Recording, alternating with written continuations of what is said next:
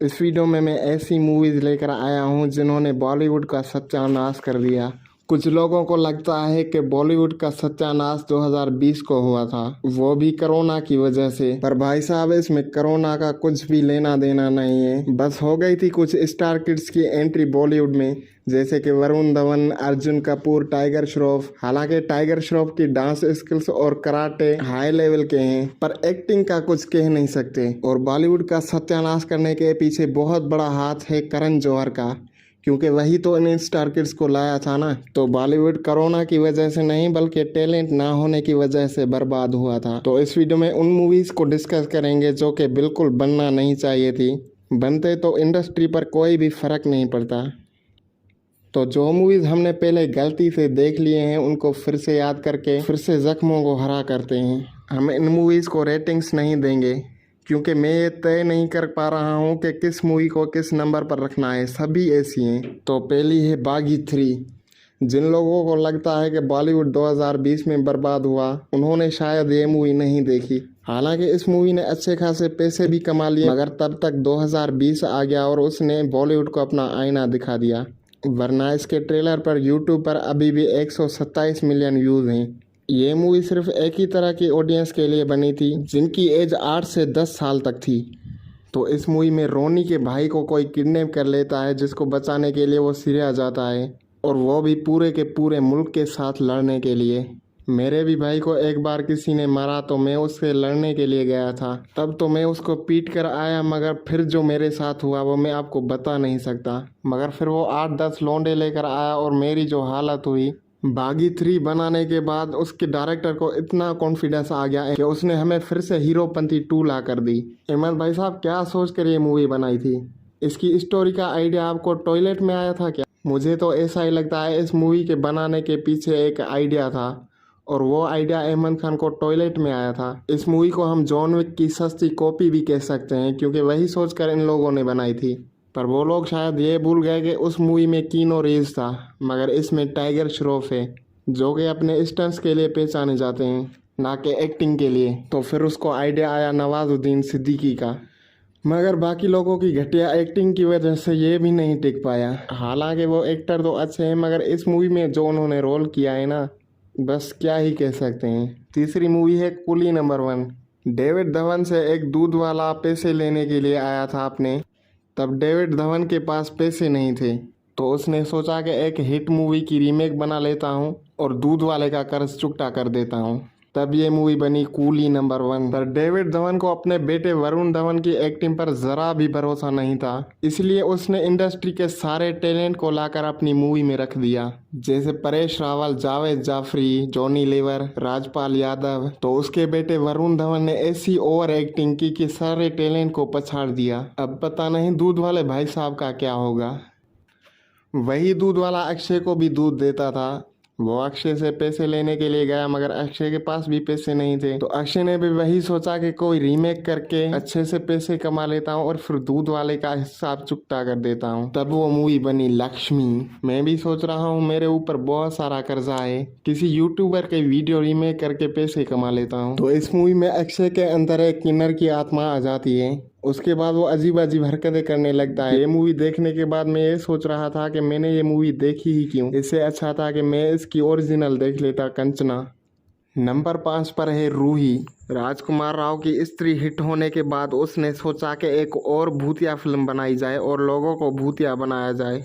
राजकुमार ने सोचा उसकी एक्टिंग के दम पर यह मूवी चल जाएगी, पर वो ये भूल गया था कि उसके साथ जानवी कपूर भी है। मूवी में एक्टिंग होने के साथ साथ उसकी स्टोरी पर भी काम किया जाता है। इस मूवी को इतना फनी बनाया गया कि ये कहीं पर भी हॉरर नहीं लग रही थी। मूवी में राजकुमार राव और वरुण शर्मा लड़कियों को उठाते हैं और उनकी शादियां कराते हैं। भाई साहब, ऐसा काम कौन करवाता है? उसके बाद वरुण शर्मा तो एक चुड़ैल के साथ प्यार में लगा होता है। जिस जिस जगह पर वरुण शर्मा और उसकी गर्लफ्रेंड का साथ में सीन होता है ना, गर्लफ्रेंड मतलब चुड़ैल, वहाँ इस मूवी को स्किप करने का मन करता है। हालांकि जो जो मूवीज मैंने बताई हैं वो सारी की सारी स्किप करने के लायक हैं। मैं बस राजकुमार राव को ये कहना चाहूँगा, भाई अगर आपकी कोई मूवी चलती है तो लाजमी नहीं है कि उसी टॉपिक की दूसरी मूवी भी चले, बल्कि कोशिश किया करो कुछ नया ट्राई करने की। हालांकि रिस्क है, पर रिस्क है तो इश्क है।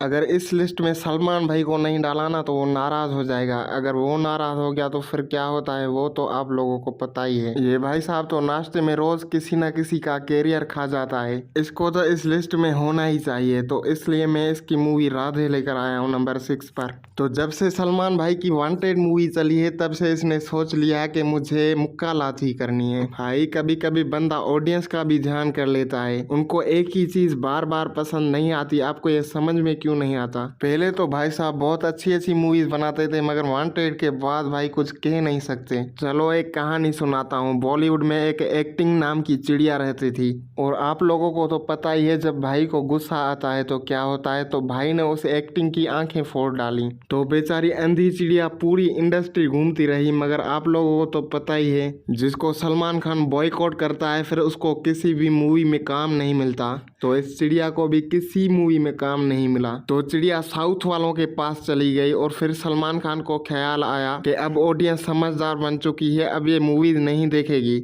एक्टिंग को लाना बहुत ज़रूरी है। अब ये भाई साहब चिरंजीवी की मूवी में काम करने के लिए गए हैं जिसका नाम है गॉडफादर। मगर चिरंजीवी को पता नहीं है कि ये चिड़िया को मनाने के लिए आया है। इस मूवी में सैडली रणदीप हुड्डा भी मौजूद है। इस भाई का एक्सट्रैक्शन में आप लोगों ने काम तो देखा ही होगा, क्या काम किया है। तो सलमान भाई ने सोचा इसका इक्का तो वैसे भी चल रहा है, इसको भी अपनी मूवी में ले लेता हूँ। उसके बाद क्या खिचड़ी बनती है ये तो आप लोगों ने देख ही ली है। मैं तो अभी तक ये तय नहीं कर पा रहा हूँ कि कौन सी मूवी ज्यादा बुरी थी, या राधे या तो हीरोपंती 2। आप ही लोग बताओ कि आपको कौन सी मूवी बुरी लगी, हीरोपंती 2 या राधे। तो एक्टिंग की चिड़िया के बगैर मूवीज का क्या हाल होता है ये देखने के लिए आपको सत्यमेव जयते 2 देखनी पड़ेगी। अगर मैं ऐसी एक्टिंग अपनी गली में परफॉर्म करूं तभी मुझे रिस्पॉन्स ना मिले, तो इन लोगों ने कैसे सोच लिया कि एक्टिंग की चिड़िया के बगैर इनकी मूवीज को रिस्पॉन्स मिलेगा। हालांकि इनमें कोई एक्टिंग वैक्टिंग की नहीं गई है, बस जॉन भाई साहब चिल्लाता रहता है पूरी मूवी में। तो इस मूवी के मेकर्स ने सोचा कि इस मूवी के पहले पार्ट का नाम लेकर इस मूवी को चलाया जाए और कुछ पैसे कमाए जाए। इन्होंने भी किसी न किसी से कर्ज लिया होगा, इसलिए इतनी जल्दी में हमें ऐसी मूवी दिखाई। भाई हम आप लोगों की मूवीज देखने के लिए मरे नहीं जा रहे हैं, टाइम ले लेके अच्छी मूवी बनाओ। इन्होंने सोचा कि सत्यमेव जयते 2 नाम से एक मूवी रिलीज करते हैं, ऑडियंस तो बेवकूफ है ही, वो मूवी को देखने के लिए आ जाएगी। मगर अब लोग समझदार हो चुके हैं भाई साहब, अगर एक्टिंग की चिड़िया को अपनी मूवीज में वापस नहीं लाओगे तब तक भाई साहब ये लोग मूवीज देखने नहीं आएंगे। जॉन को मैं ये कहना चाहूंगा, भाई हमें पता है कि आपकी बॉडी अच्छी है, पर बार बार दिखाने की कोई भी जरूरत नहीं है। क्यों अपनी बॉडी के दम पर मूवी को चलाना चाहते हो? लोगों को उठा उठा के थक नहीं जाते? हमें पता लग चुका है आपके अंदर बहुत ताकत है, आप 2 लोगों को एक साथ उठा सकते हैं। फर्स्ट मूवी चलने के बाद इन लोगों में इतना कॉन्फिडेंस आ गया कि इन लोगों ने मनोज बाजपेयी को भी बाहर निकाल दिया। ऐसी बेवकूफ़ी कौन करता है भाई साहब। नंबर 8 पर है बंटी और बबली 2। एक समय की बात है, सैफ अली खान रेस सीरीज में काम करता था। सलमान खान नाम का बंदा आकर इससे वो सीरीज छीन लेता है और रेस 3 से निकाल दिया जाता है। तब सैफ अली खान को आइडिया आता है, अगर कोई मेरी मूवी में घुस सकता है तो मैं किसी और की मूवी में क्यों नहीं घुस सकता। तो ये सीधा अभिषेक बच्चन की बंटी और बबली में घुस जाता है। अब इस मूवी के मेकर्स को पता था कि अभिषेक बच्चन के बिना ये मूवी चलने वाली नहीं है। तब इन्होंने सोचा कि एक पुरानी जोड़ी को वापस लाया जाए, और ये सैफ अली खान और रानी मुखर्जी को 20 साल बाद वापस लेकर आते हैं। अब इन लोगों को यकीन था कि इन लोगों के पास कोई अच्छी स्टोरी है नहीं, तो कोई अच्छा सा एक्टर कास्ट कर लेते हैं। तब इन लोगों को याद आती है मोस्ट टैलेंटेड एक्टर पंकज की। टैलेंट को अच्छे से कैसे वेस्ट करना है ये इन लोगों से बेहतर कोई भी नहीं बता सकता, क्योंकि जब इनको पता होता है कि मूवी की स्टोरी अच्छी नहीं है, ये मूवी चलने वाली नहीं है, तब इन लोगों को ऐसे एक्टर्स की याद आती है। पर भाई साहब कोरोना के बाद लोग बदल चुके हैं, उनका टेस्ट बदल चुका है। अब ये ऐसी वैसी मूवी को देखकर एक्साइटेड नहीं होते। अब ये लोग कहते हैं अच्छा कंटेंट लाओगे तो अच्छा बिजनेस पाओगे। नंबर 9 पर है अक्षय कुमार की हाउसफुल 4। इस मूवी के बारे में मैं ज्यादा कुछ भी नहीं कहूँगा, बस इसके मेकर से एक सवाल पूछूंगा कि इस सीरीज के हर पार्ट में किसी न किसी को रिप्लेस कर दिया जाता है। तो वो कौन सा पार्ट है जिसमें अक्षय को रिप्लेस किया जाएगा, बताओ। इस मूवी की सबसे ज्यादा खराब बात यह है कि ये मूवी की स्टोरी बहुत बेकार है। 600 साल पुरानी स्टोरी को अभी की टाइमलाइन से जोड़ा जाता है। हालांकि ये स्टोरी अच्छे तरीके से भी दिखाई जाती थी अगर ज्यादा कॉमेडी वगैरह ना दिखाने की कोशिश की होती तो, पर नहीं, इन लोगों को तो जबरदस्ती वाली कॉमेडी चाहिए। अगर इस सीरीज का आप लोगों ने पहला पार्ट देखा होगा तो आप लोग जानते होंगे उस पार्ट में कॉमेडी के अलावा भी बहुत कुछ अच्छा था, मगर इस मूवी में ऑडियंस को जबरदस्ती हंसाने की कोशिश की जा रही है और इसके अलावा कुछ भी नहीं है, सिर्फ कॉमेडी ही कॉमेडी। अगर आप लोगों को कॉमेडी मूवीज पसंद है फिर भी ये मूवी आपको इतनी अच्छी नहीं लगेगी, पर खैर आप लोगों ने पहले से ही देख रखी होगी, क्योंकि मैं भी उन लोगों में से हूँ जिन्होंने मूवी देख रखी है।